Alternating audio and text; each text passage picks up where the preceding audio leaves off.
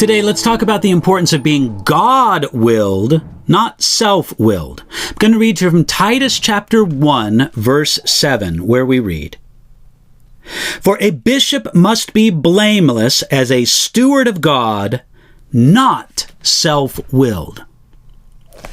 Paul gave Titus a list describing the character to look for in men who would be leaders among God's people. The first item of the list was that a man should be blameless. That's in verse 6.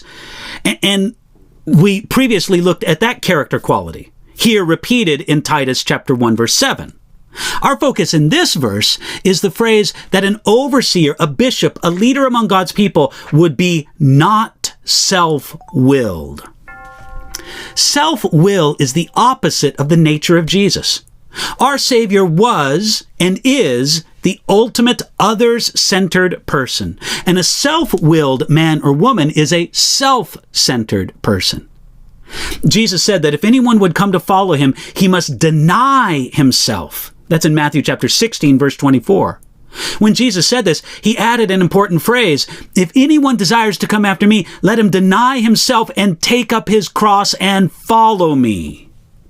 Jesus said it this way to make the point that for someone to deny himself was like going to their crucifixion, to take up his cross. Now, the cross wasn't about self-promotion or self-affirmation. The person carrying a cross knew that they couldn't save themselves. Denying self means to live as an others-centered person. Jesus was the only person to do this perfectly, but we are to follow in his steps and to follow him. This is following Jesus at its simplest. He denied self. He carried a cross, and so must those who follow him. Those who would be leaders among God's people must lead in self-sacrifice. They must come to serve and not to be served. They should not be selfish. They should not be arrogant, stubborn, or have a proud self-focus. James chapter 3, verse 17 describes true wisdom. James says this, "But the wisdom that is from above is first pure, then peaceable, gentle, willing to yield."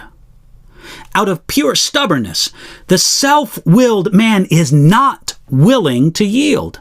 The self-willed man is determined to have his own way in everything. They think their judgment is always right and superior to everyone else. They expect everyone to pay honor to their wisdom and always do things their way. This isn't godly leadership. And the self-willed men should not be appointed leaders among God's people. Instead, leaders should be like Jesus, who truly said of himself in John chapter 5, verse 30, "I do not seek my own will, but the will of the Father who sent me." We should be God-willed instead of self-willed. Now, there are times when a leader must make a stand and hold his ground. When that time comes, he must do it in a spirit of humility and with a humble searching that he makes his stand seeking after the will of God the Father, not his own will. Most of all, let's allow God to work into us the true nature of Jesus, to be others-centered and not self-centered. As much as we can do that, God will work his own grace and glory in us, and we can trust that he'll do some of that today.